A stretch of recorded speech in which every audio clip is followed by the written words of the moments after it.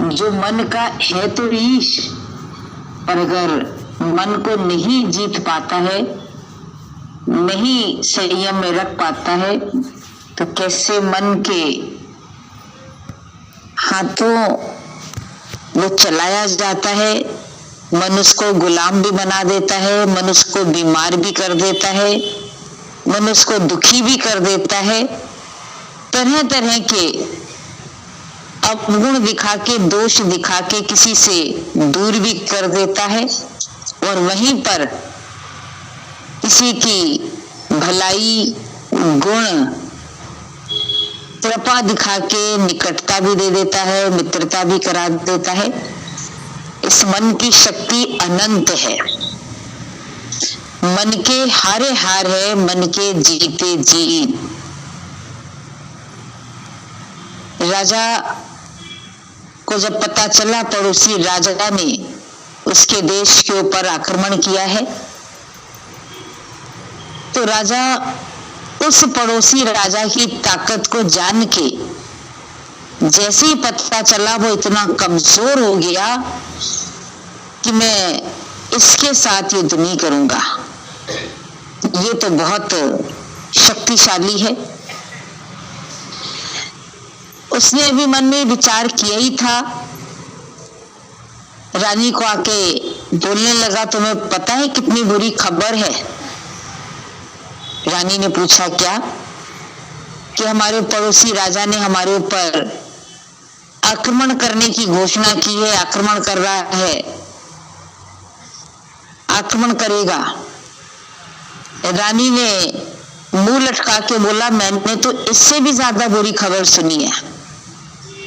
राजा ने बोला, इससे बुरी खबर क्या हो सकती? उसने कहा, इस देश का राजा, जिसके ऊपर कितनी प्रजा आश्रित है, उस राजा ने अपनी हिम्मत छोड़ दी। वो राजा कमजोर हो गया, कायर बन रहा है ऐसे मौके पे,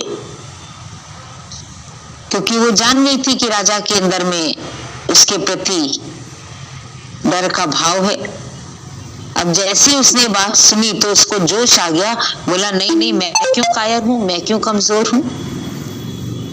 अभी ना युद्ध इसने शुरुआत करी, ना सामना किया, ये मन कैसे डरा देता है। यही मन की शत्रुता है जो हमको सुख से, चैन से जिंदगी जीने नहीं देता है। इसकी शत्रुता को केवल गुरु बता पाता है, ज्ञान बता पाता है। गीता में भगवान ने जो ये बातें बोली है, नहीं तो हर चीज को हम लोग बड़ा नेचुरल समझ के बैठे थे। नहीं, ऐसा तो नेचुरल नहीं होना है। अभी लगता है नहीं।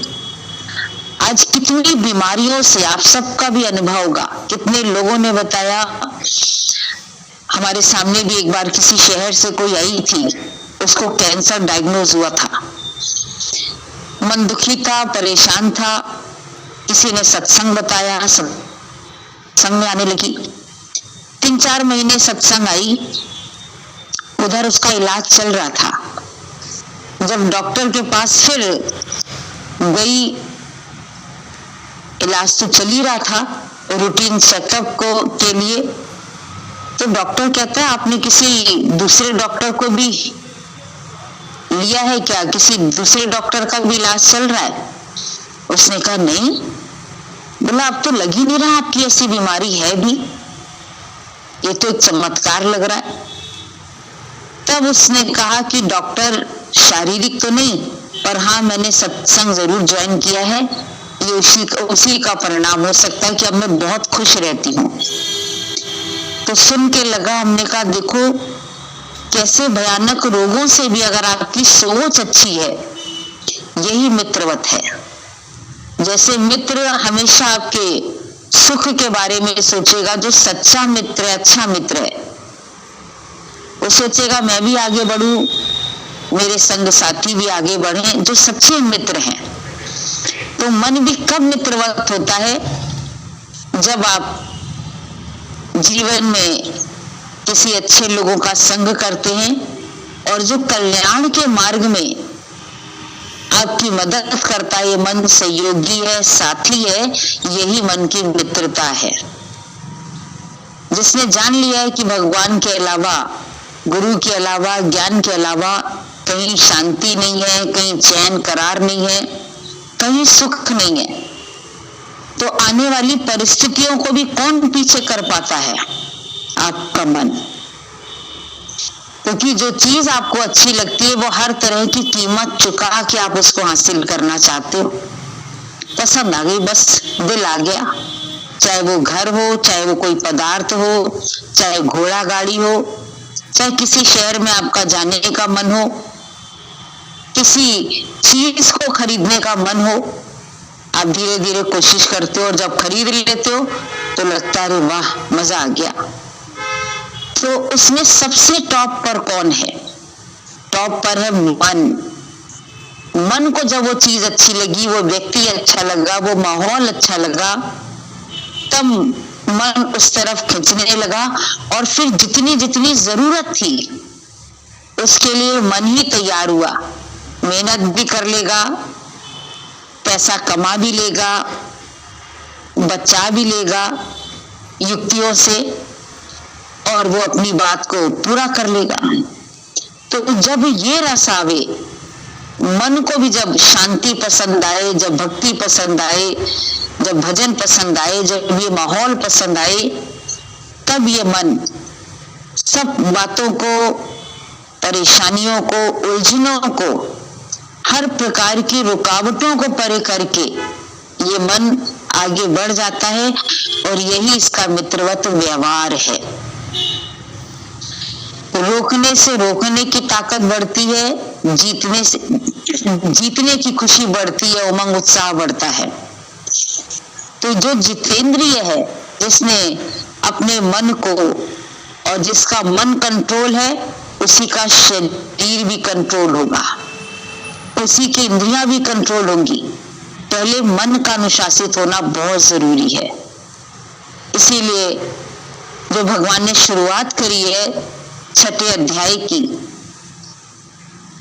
उसी 5वें अध्याय को ही कंटिन्यू करते हुए कि कैसे जिसके अंदर में इच्छा है, जो योग में आरूढ़ होना चाहता है, जो अपना जीवन सफल बनाना चाहता है, अब आवागमन के चक्र में नहीं आना चाहता है, जगत प्रपंच में नहीं फंसना चाहता है, उसके लिए भगवान ने बात बताई कि कैसे इस मन को और शरीर को, इंद्रियों को जो जीत लेता है, टॉप पर रखा है मन, वो अपने आप को अधोगति में नहीं डाले।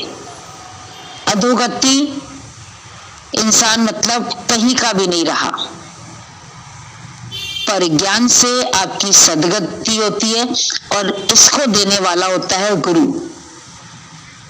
रामचरितमानस की शुरुआत में तुलसीदास जी ने बहुत संतों की और सत्संग की महिमा करी है कि चाहे जलचर जीव हो, जल में रहने वाले प्राणी, चाहे थल में रहने वाले, चाहे नभ में रहने वाले, आज जिसकी भी सदगति हुई है, उसकी सदगति हुई है संतों के संग से।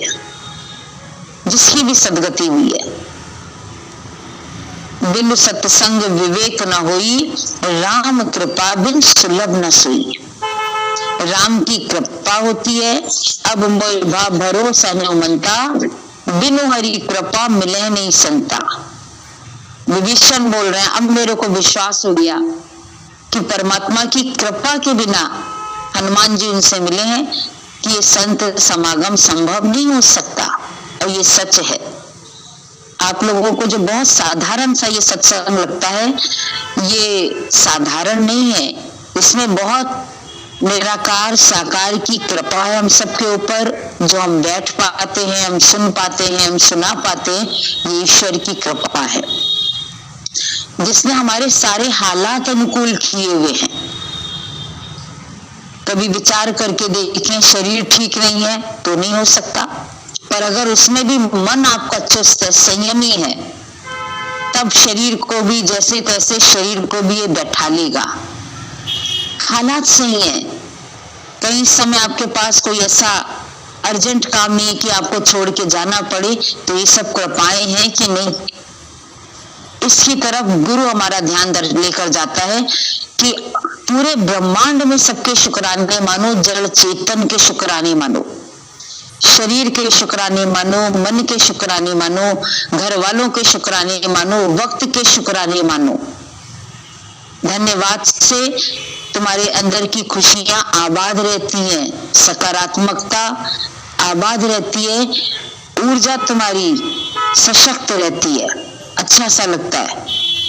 ये धन्यवाद के भाव से जीना, जिसको दादाजी ने बोला हर पल हर घंटे के बाद या समय समय पे ईश्वर के थैंक्स अदा करते चलो, देखोगे कितनी अंदर में खुशी का और शक्ति का, आनंद का अनुभव करोगे केवल शुक्र मनाने से।